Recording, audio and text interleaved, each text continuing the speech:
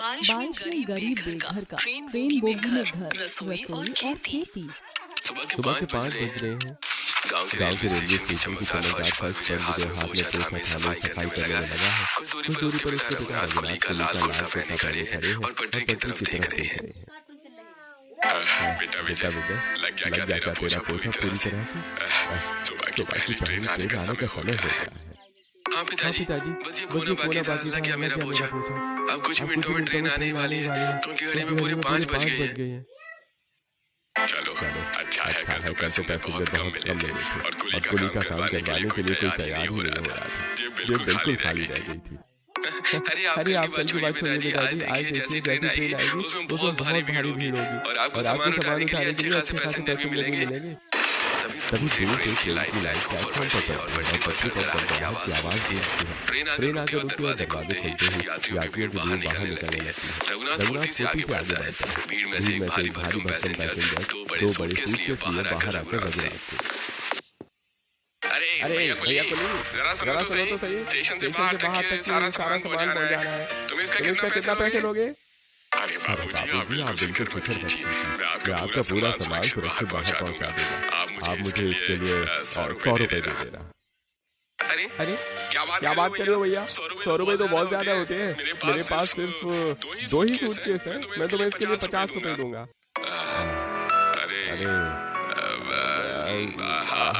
अच्छा ठीक है, 50 रुपए ही दे दो, लाइए सामान मुझे। रघुनाथ दोनों भारी सूटकेस उठाता है और पैसेंजर के पीछे तेजी से बाहर की तरफ बढ़ने लगता है। विजय वहीं पास में खड़ा होकर फर्श को साफ करने लगता है। अचानक तेज बारिश शुरू हो जाती है। तभी एक लड़की दौड़ते बदहवास हालत में भीगी हुई स्टेशन में आती है और सीधे विजय के गले लग जाती है। विजय, देखो अभी अगर तुमने मुझे नहीं अपनाया तो मेरे पास मरने के अलावा और कोई रास्ता नहीं बचेगा। अरे गीता, तुम यहाँ इस हालत में? प्लीज ऐसा मत बोलो, मैं तुम्हें अपनी जान से भी ज्यादा प्यार करता हूँ और मैं तुम्हें कभी दुखी नहीं देख सकता। अगर तुम मुझसे इतना ही प्यार करते हो तो फिर तुमने क्यों मुझे इस भयंकर दुख में अकेले मरने के लिए छोड़ दिया? तुमने मुझे खुद से दूर क्यों किया? मुझे सच में नहीं मालूम था कि मेरे छोड़ने से तुम दुखी हो जाओगी। तभी रघुनाथ सामान पहुंचा कर वापस आता है और इन दोनों को इस तरह हाथ पकड़े खड़े देखकर हैरान रह जाता है। वो तेजी से उन दोनों के पास आता है। अरे विजय, ये क्या हो रहा है बेटा? ये लड़की कौन है और इस हालत में रोते हुए तुम्हारे साथ क्यों खड़ी है? पिताजी, मैंने आपको कुछ दिनों पहले जिस गीत के बारे में बताया था ना, ये वही गीत है। इसके घर वाले इसके पीछे पड़े हैं, इसलिए ये यहाँ भाग कर आई है। अच्छा तो ये गीत है। देखो बेटा, अब जब ये सब कुछ छोड़कर तुम्हारे पास आ ही गई है तो अब ये कहाँ जाएगी? तुम्हें इससे मंदिर में शादी कर लेनी चाहिए। तीनों बिना देर के स्टेशन से बाहर निकलते हैं और पास के मंदिर में पहुंचकर विजय गीत की मांग में सिंदूर भरता है और पंडित जी का दिया हुआ मंगलसूत्र उसको पहना देता है। दोनों रघुनाथ के पैर छूते हैं। पिताजी, आपकी वजह से आज मुझे नया जीवन मिला है, वरना मैं तो कहीं की नहीं रहती। आपका यह एहसान मैं कभी नहीं भूलूंगी। अरे बेटा, आप हमारे घर की बहू है, ऐसी बातें मत करो। चलो बेटा, आप बहुत समय है, अब हमें सीधे अपने घर चलना चाहिए। रघुनाथ अपने बेटे और बहू के साथ अपनी बस्ती में पहुंचता है। बस्ती के छोटे से कच्चे घर के अंदर कमला और उसकी बेटी काम कर रही है। जेठानी सीता चारपाई पर बैठी है, जिसका 7वां महीना चल रहा है और उसका बेबी बम साफ दिख रहा है। उसके 8 साल की बेटी निधि अपने पिता के पास नीचे चटाई पर बैठी है और अपने खिलौने से खेल रही है। तभी रघुनाथ, विजय और गीता अंदर आते हैं। अरे ये क्या देख रही हूँ मैं? ये विजय के साथ कौन लड़की और इसके मांग में सिंदूर क्यों लगा? क्या तुम लोग अचानक कहाँ से आ रहे हैं? माँ, आप इस तरह गुस्सा मत होइए। मैंने आपको कुछ दिनों पहले जिस गीत के बारे में बताया था ना, ये वही है। इसके घर वाले इसके पीछे पड़े थे, इसलिए मुझे इससे शादी करनी पड़ी। अच्छा, तो तूने हमारी मर्जी के बिना ही मंदिर में शादी भी कर ली। तुझे पता है ना कि तेरी शादी को लेकर यहाँ कितना बड़ा ड्रामा हो सकता है। तू अभी इस घर से निकल चला जा। माँ, बहुत बड़ी मुसीबत थी। जो भी हो, मैं इसे इस तरह रास्ते पर अकेले तड़पने के लिए नहीं छोड़ सकता था। आपको इसे स्वीकार करना ही होगा। कमला, अब जो होना था वो हो गया, जाने दो। घर में आई बहू का स्वागत करो। हाँ माँ, पिताजी बिल्कुल ठीक कहते हैं। हम गीत को अब वापस तो नहीं ले सकते ना। दादी, देखो ना नई चाची कितनी सुंदर लग रही है, बाहर मत निकालो। हाँ माँ जी, दीदी बिल्कुल ठीक कह रही है। अब जब बहू घर के अंदर आ ही गई है तो गुस्सा तो कीजिए। पिंकी, जा आरती की थाली लेकर आ।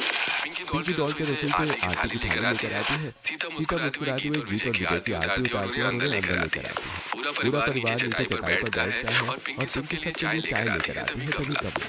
विजय बेटा तो इस लड़की को ले तो आया है, लेकिन अगर हम लोग इसके पीछे लगा रखे होंगे तो हमारा भी इस गांव में रहना मुश्किल हो जाएगा और हमें बेघर होकर यहाँ भटकना पड़ेगा। मामी जानता हूँ कि हमारे लिए समय मुश्किल है, लेकिन हम किसी को ऐसे अकेले नहीं छोड़ सकते थे। भैया जरा खिड़की से बाहर देखिए, वहाँ पड़ोस की कुछ औरतें खड़ी होकर हमारे घर की तरफ झांक रही हैं।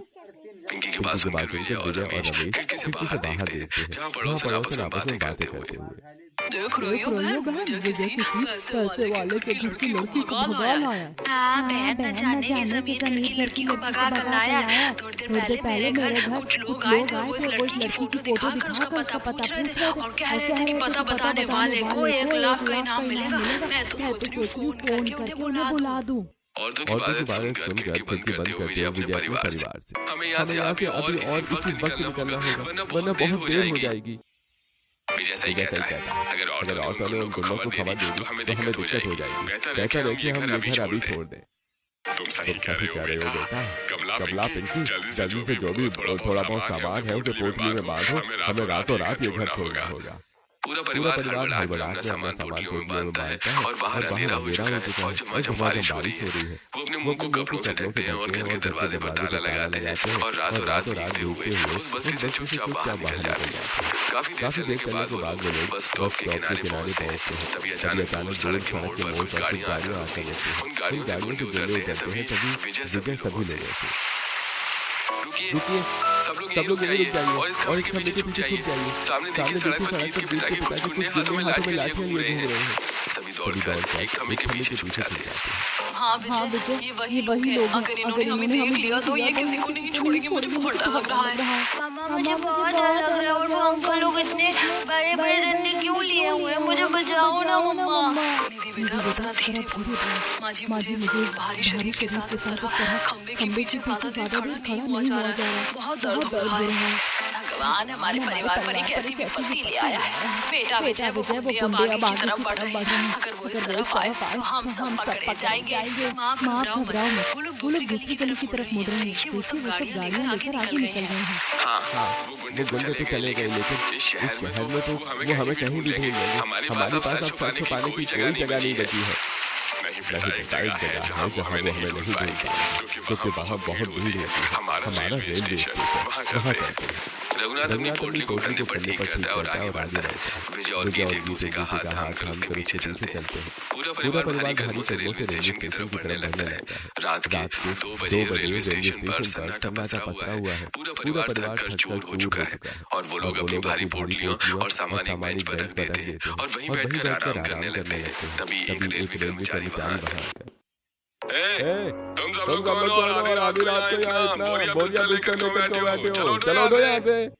अरे बाबूजी जरा बात तो सुनिए। मैं इसी स्टेशन पर कुली का काम करता हूँ। आज हमारे घर पर बड़ी मुसीबत आ गई है, इसलिए हमें सिर्फ आज की रात यहाँ रहने दीजिए। यह जगह गरीबों के सोने की रहने की जगह नहीं है, यह पैसेंजर्स के सोने की रहने की जगह है। चलो अपने सामान उठाओ, निकलो बाहर। ठीक है भाई साहब, आप गुस्सा मत कीजिए, हम यहाँ से चले जाते हैं। चलिए पिताजी अपना सामान उठाइए। रमेश विजय और रघुनाथ भारी मन से दोबारा पोटलियां अपने कंधों पर उठाते हैं। गीत विजय से विजय मेरी वजह से पूरे परिवार को ये सहना पड़ रहा है। मुझे बहुत बुरा लग रहा है।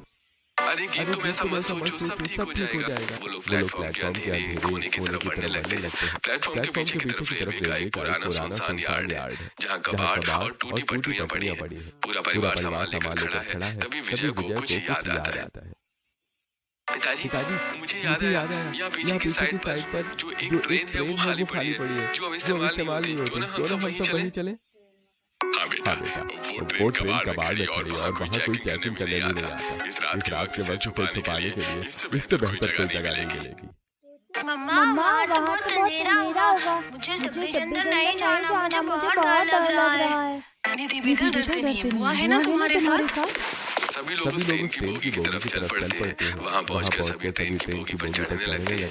रमेश सीता का हाथ पकड़कर उसे ट्रेन के लोहे के पायदान पर चढ़ाता है। पूरा परिवार एक एक करके उस पुराने और कबाड़ हो चुके ट्रेन के डिब्बे के अंदर दाखिल होता है। सभी लोग देखते हैं कि ट्रेन के डिब्बे के अंदर खिड़कियों के कांच टूटे हुए हैं, जिससे बारिश का पानी अंदर आ रहा है। सीटों की गद्दियां फटी हुई है और चारों तरफ गंदगी और बदबू फैली हुई है। हे भगवान, यहाँ तो पैर रखने की भी जगह नहीं है। हर तरफ इतनी गंदगी और भयंकर बदबू आ रही है। चारों तरफ मच्छर उड़ रहे हैं। हम यहाँ कैसे रह सकते हैं? पिंकी, हमारे पीछे गिरने पड़े हैं। इस वक्त जान बचाना ज्यादा जरूरी है। हमारी मजबूरी है, हमको यहीं पर रहना पड़ेगा।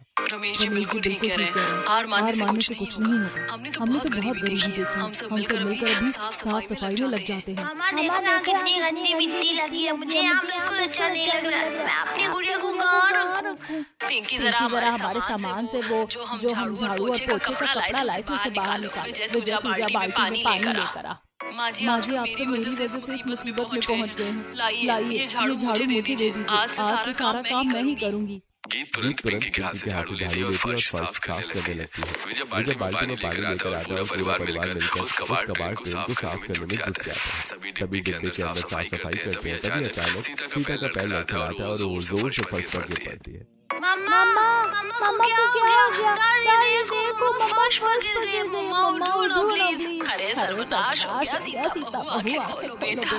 तुम्हें क्या हुआ? रमेश बेटा, पिंकी जल्दी आओ। देखो सीता अचानक चक्कर खाकर नीचे गिर गई।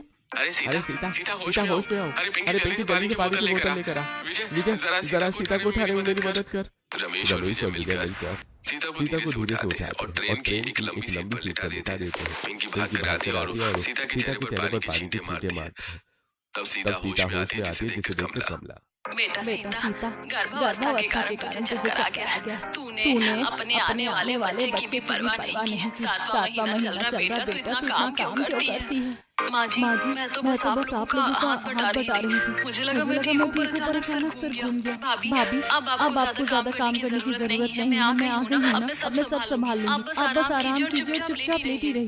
नहीं तुम तो अभी नई शादी करके इस घर में आई हो। तुम्हें तो इस वक्त आराम मिलना चाहिए था। भले ही मैं नहीं, लेकिन सबको संभालने की जिम्मेदारी तो पूरे परिवार की होती है ना, तो मेरी भी। आज तक तो आप अपनी जिम्मेदारी निभाते हुए आई हैं। अब आप मुझे भी मौका दीजिए। आप लेटे काम मैं संभालती हूँ।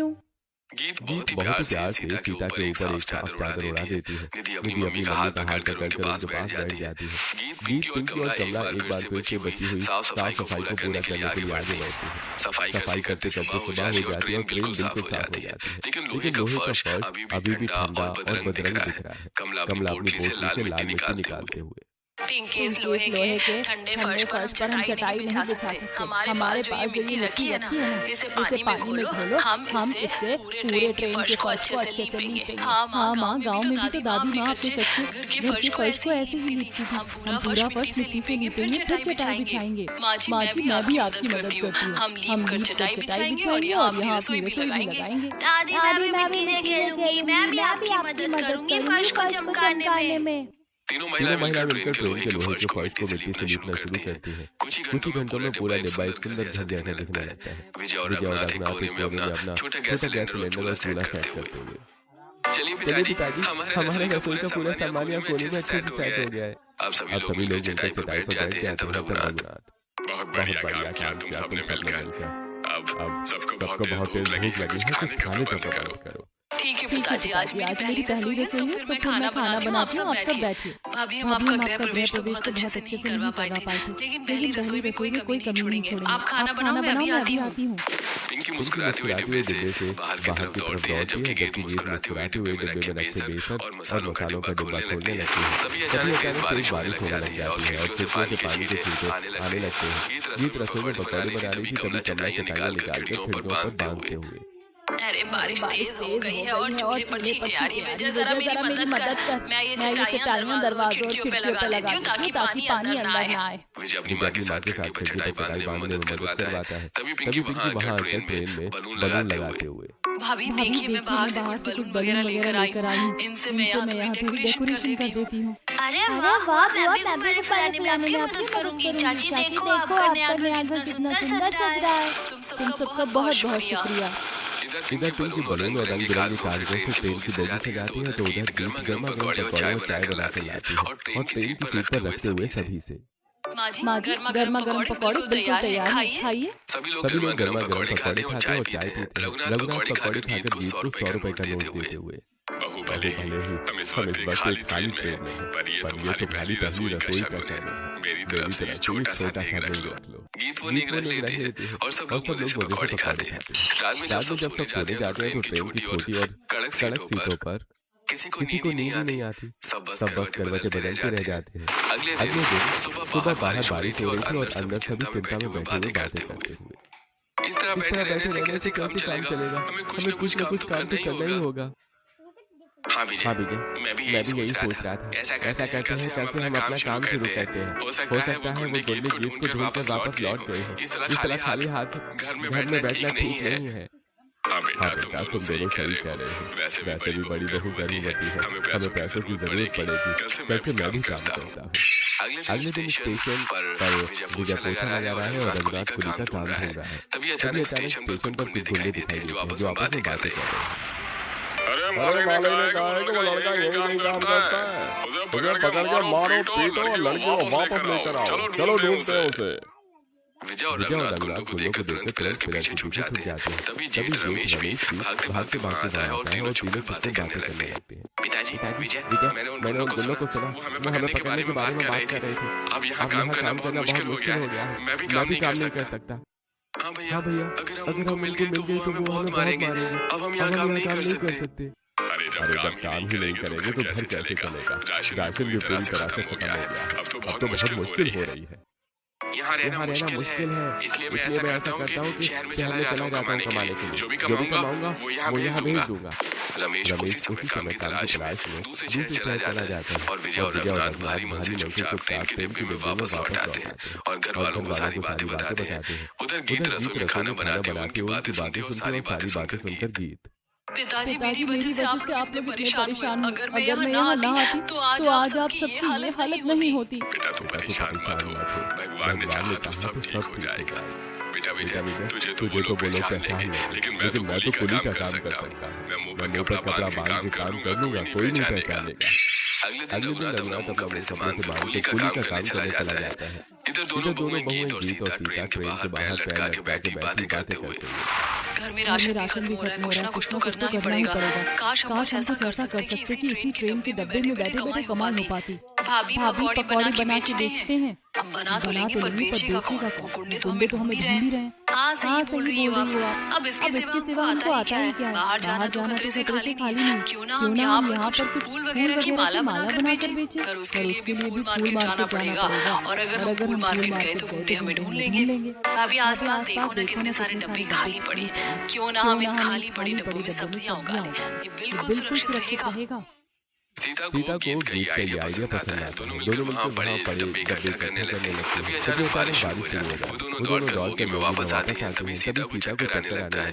गीत उसे सीट पर बिठाते हुए। भाभी आप परेशान मत हो, मैं कर रही हूँ ना, चुपचाप बैठो। नहीं गीत मदद से काम अच्छे होते हैं, हम दोनों मिलकर जल्दी कर लेंगे।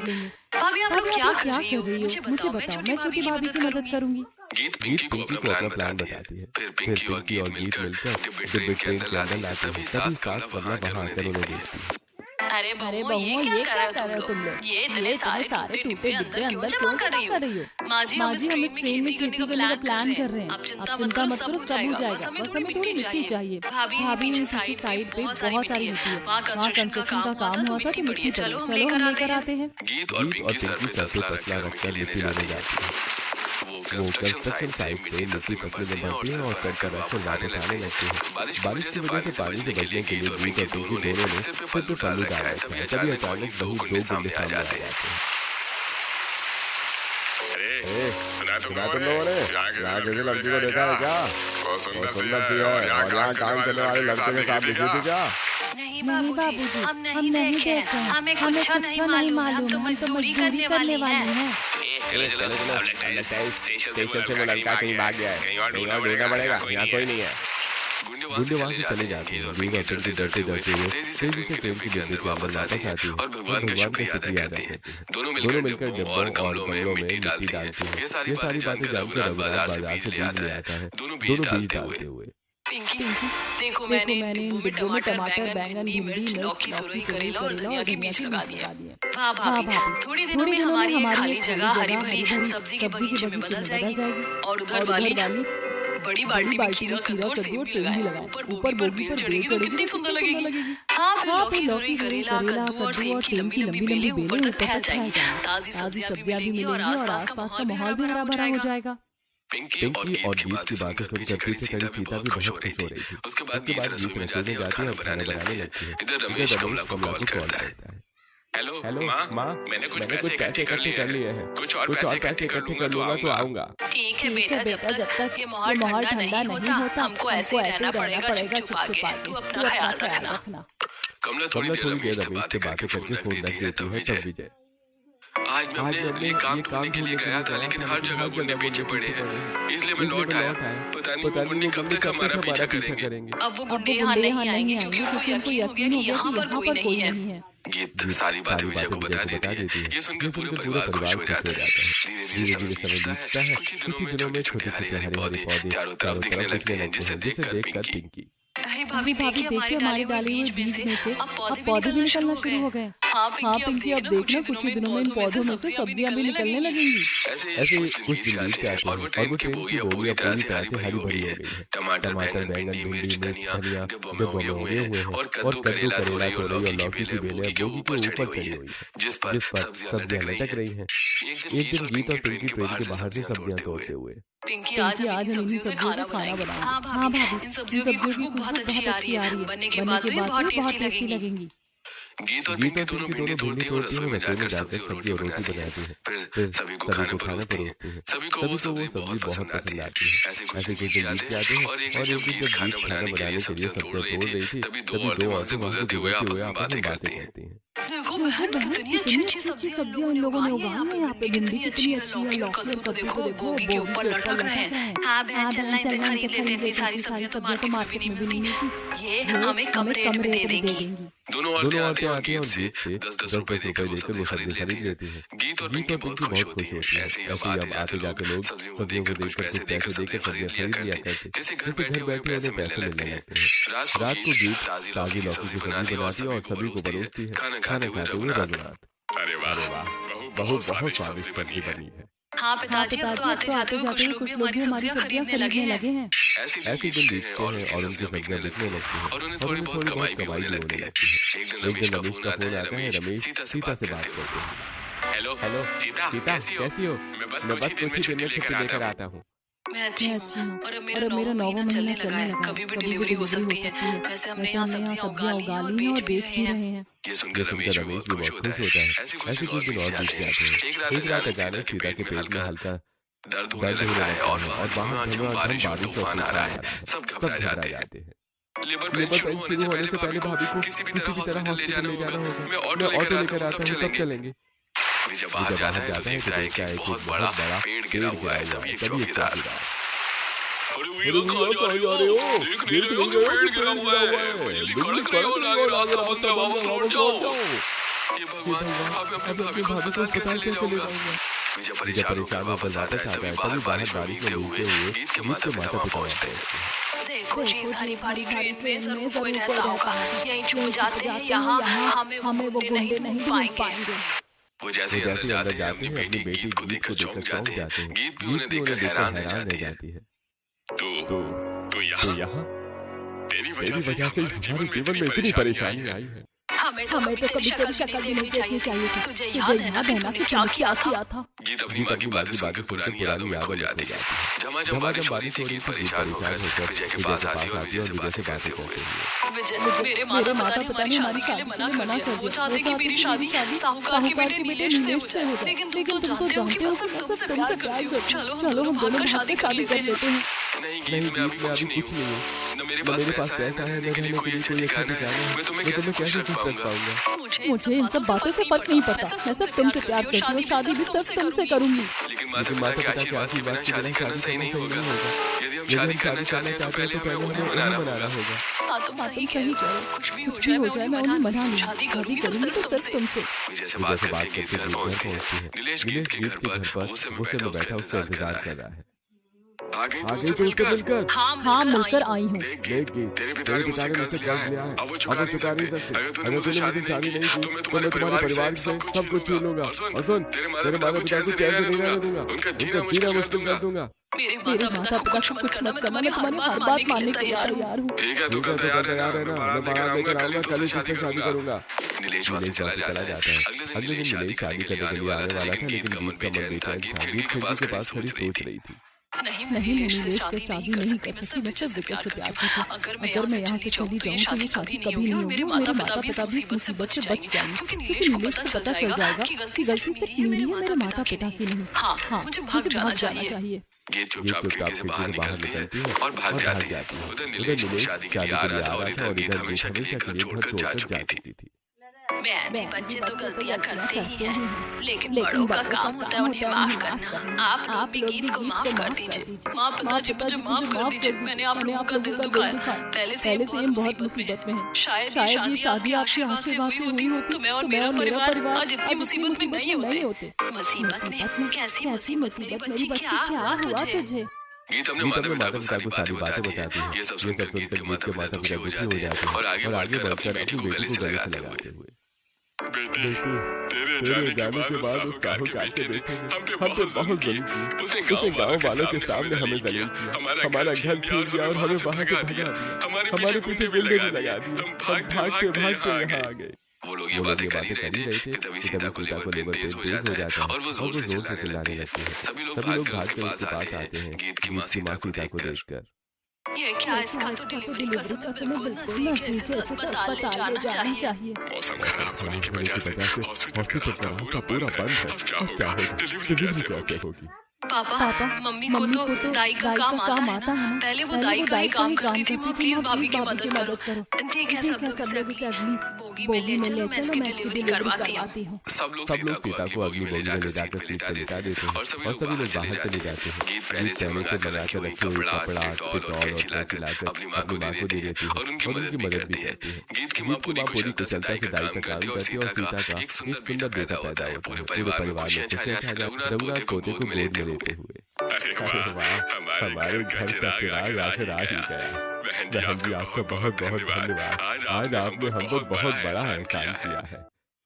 पिताजी, देखिए ना, ये कैसे नटखट मोहन की तरह मुस्कुरा रहा है। हम इसका नाम मोहन रख देते हैं। और हाँ, आज तो दुगनी खुशियाँ आई हैं इस घर में। बताया पिताजी, आज मेरे दोस्त नीरज का फोन आया था। जो इंस्पेक्टर है, उसका ट्रांसफर इसी गाँव में हुआ है। अच्छा, ये तो बहुत खुशी की बात है। और पिताजी ने उसे हमारे बारे में सब कुछ बताया। उसने कहा कि वो हमारी मदद जरूर करेगा। विजय की बात सुनकर परिवार के लोग बहुत खुश होते हैं। सीता भी अपने बेटे को देखकर बहुत खुश होती है। वहीं कमला रमेश को कॉल करके सारी बातें बताती है। 4 दिन बाद रमेश वापस आ जाता है और बच्चे को देखकर बहुत खुश होता है। तभी अचानक साहूकार का बेटा अपने गुंडों के साथ वहाँ आ पड़ता है। तो तुम सब कंगालों ने यहाँ शरण ले रखी है। अब देख, मुझसे बुरा कोई नहीं होगा। तुम्हें याद हो क्या? इस दुनिया में कहीं शरण नहीं मिलेगी। मैं तुम्हें बेघर कर बर्बाद कर दूंगा। खाली करो ये ट्रेन और तुम लोग खड़े क्या मुंह देख रहे हो? ये सारी सब्जियां उखाड़ कर फेंक दो। गुंडे सब्जियां उखाड़ने लगते हैं और सब रोने लगते हैं। तभी विजय छुपकर अपने दोस्त नीरज को फोन कर देता है और कुछ ही देर में विजय का दोस्त पुलिस इंस्पेक्टर नीरज कुछ कांस्टेबल्स को लेकर वहां पहुंच जाता है और साहूकार के बेटे को पिस्तौल छीन लेता है। रुक जाओ, हमारी हिम्मत कैसे उन लोगों को धमकाने की? साहूकार के बेटे और इसके गुंडों को गिरफ्तार कर लो। बहुत सारे केस दर्ज हैं। इंस्पेक्टर साहब, इसने मेरी जिंदगी खराब कर दी। इसने मेरा सुकून खराब कर दिया। इसको कड़ी से कड़ी सजा मिलनी चाहिए। आप फिक्र मत करिए विजय ने हमें सब कुछ बता दिया है। मैं इसके नाम का वारंट साथ में लाया और इसके कर्मों की पूरी सजा मिलेगी। हम इसे लॉकअप में डाल कर रखेंगे और इसके ऊपर केस चलेगा। अब ये कभी बाहर नहीं आएगा। पुलिस को साहूकार के बेटे को पकड़ कर ले जाती है। पूरा परिवार खुशी खुशी पुराने घर में लौट आता है और हंसते खेलते रहने लगता है।